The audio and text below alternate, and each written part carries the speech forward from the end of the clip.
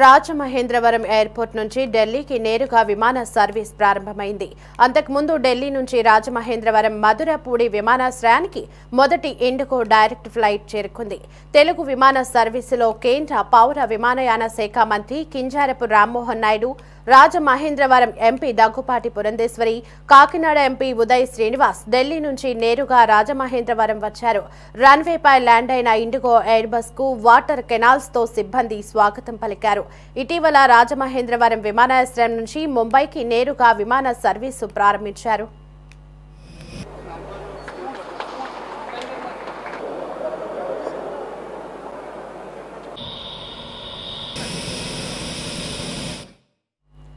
దేశంలోని ప్రధాన నగరాలతో రాజమహేంద్రవరం అనుసంధానమైందని కేంద్ర మంత్రి రామ్మోహన్ నాయుడు అన్నారు.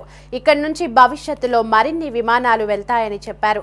రాజమహేంద్రవరానికి ఇది మరిచిపోలేని రోజు అని ఎంపీ పురంధేశ్వరి అన్నారు.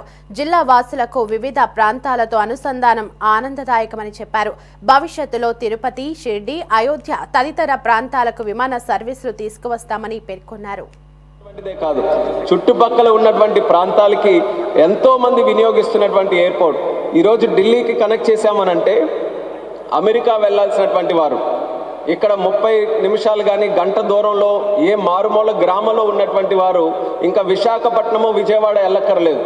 మన రాజమండ్రి ఎయిర్పోర్ట్ వచ్చి రాజమండ్రి నుంచి అవసరమైతే ఢిల్లీకి కానీ ముంబైకి కానీ వెళ్ళి అక్కడ నుంచే నేరుగా ఇంటర్నేషనల్ ఫ్లైట్స్ తీసుకునే సౌకర్యం ఈ 2 ఫ్లైట్లు కూడా కప్పలిపిస్తుంది అనేది గమనించాలి. దానితో పాటు గతంలో రాజమండ్రి ఎయిర్పోర్ట్లో ఉన్నటువంటి ఫ్లైట్ కనెక్టివిటీ అన్నీ కూడా ఏటీఆర్స్తోనే రన్ అయ్యాయి. ఏటీఆర్ తాలూకా కెపాసిటీ 80 సీటరే, ఎయిర్ బస్సులు లేవు. కానీ ఎప్పుడైతే మనం ఈ ముంబై ఢిల్లీ ఫ్లైట్లు స్టార్ట్ చేశామో ఎయిర్ బస్ సుమారు 180 మంది కూర్చునేటటువంటి ఎయిర్ బస్సులతో ఇప్పుడు ప్రయాణం చేయొచ్చు. ఎయిర్ బస్సులు స్టార్ట్ అయితే ఎయిర్పోర్ట్ కూడా రెవెన్యూ పెరుగుతుంది. కాబట్టి ఇక్కడ రాజమండ్రి ఎయిర్పోర్ట్ను కూడా మనం దృష్టిలో పెట్టుకొని ఎలా ఇది సెల్ఫ్ సఫిషియెంట్ చేసుకొని ఇక్కడ కూడా రెవెన్యూ పెంచే విధంగా చర్యలు కూడా మేము తీసుకుంటున్నాం. పక్కనే మీరు చూశారు, నూతన టెర్మినల్ బిల్డింగ్ కూడా కన్స్ట్రక్షన్లో ఉంది. విత్ ఇన్ ఏ ఇయర్ అది కూడా పూర్తి చేసి రాజమండ్రి ప్రజలకి అప్పచెప్పడానికి అన్ని చర్యలు కూడా మేము తీసుకుంటున్నామని ఆ టెర్మినల్ బిల్డింగ్ తరఫున కూడా తెలియజేస్తున్నాం. 3 నెలల క్రితం వచ్చి రివ్యూ కూడా దాని తరఫున చేశాం. అయితే ఈరోజు ఈ ఫ్లైట్ అయితే అయిపోయింది. మేడం గారు అడిగినట్టు ఆ ఫ్లైట్ గురించి అడిగారు, ఆ ఫ్లైట్ చేసాం, ఆయన కూడా తీసుకొని వచ్చాం. సో నెక్స్ట్ ఇంకేం కావాలో ఆ లిస్ట్ కూడా రాసుకున్నాం. అందులో మొట్టమొదటి ఆవిడ కూడా చెప్పారు తిరుపతికి ఒక ఫ్లైట్ కావాలి రాజమండ్రి నుంచి అని.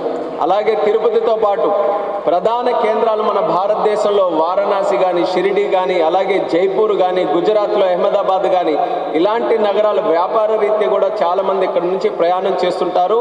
వాళ్ళకి ఎటువంటి అసౌకర్యం లేకుండా డైరెక్ట్ కనెక్టివిటీ ఆ ప్రాంతాలకు ఇవ్వాలని కూడా కోరడం జరిగింది.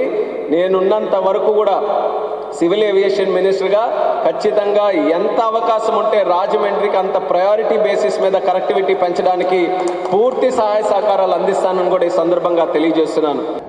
రామ్మోహన్ నాయుడు గారు సివిల్ ఏవియేషన్ మంత్రిత్వ శాఖ బాధ్యతలు స్వీకరించిన తర్వాత మొట్టమొదటిగా నేను వారి ముందుంచినటువంటి అభ్యర్థన రాజమండ్రి నుండి ఢిల్లీకి మనం కనెక్టివిటీ పెంచుకోవాలి అని చెప్పి నేను వారిని అభ్యర్థించిన వెంటనే వారు దాని మీద దృష్టి పెడతాను అని చెప్పి చెప్పటం, వెంటనే వారు ఇండిగో ఎయిర్లైన్స్ తోటి మాట్లాడడం, ఎప్పటికప్పుడు నాకు ఏ స్థాయిలో ఈ మధ్యవర్తిత్వం ఉన్నది అనేటువంటి విషయాన్ని నాకు తెలియజేస్తూ ఈనాడు ఏదైతే రాజమండ్రి కనెక్టివిటీ పెరగాలి అని చెప్పి మనం భావించామో దానిలో మొట్టమొదటి అడుగు వేస్తూ రాజమండ్రి ఢిల్లీ కనెక్టివిటీని తీసుకొచ్చినటువంటి సందర్భంలో రామ్మోహన్ నాయుడు గారికి నేను ప్రత్యేకించి హృదయపూర్వక ధన్యవాదాలు నేను తెలియజేస్తున్నాను.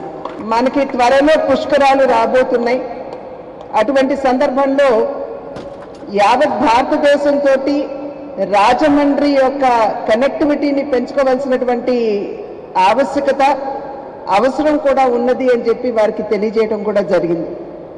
దానిలో భాగంగానే రాజమండ్రి నుండి తిరుపతికి, రాజమండ్రి నుండి బెనారస్కి, వారణాసికి, రాజమండ్రి నుండి షిర్డీకి ఖచ్చితంగా మీరు దృష్టి పెట్టాలి అని చెప్పి ఇందాక ఫ్లైట్లోనూ మాట్లాడటం జరిగింది. ఇక్కడికి వచ్చిన తర్వాత ఇక్కడ ఉన్నటువంటి ప్రజాప్రతినిధులందరూ కూడా వారికి చేసి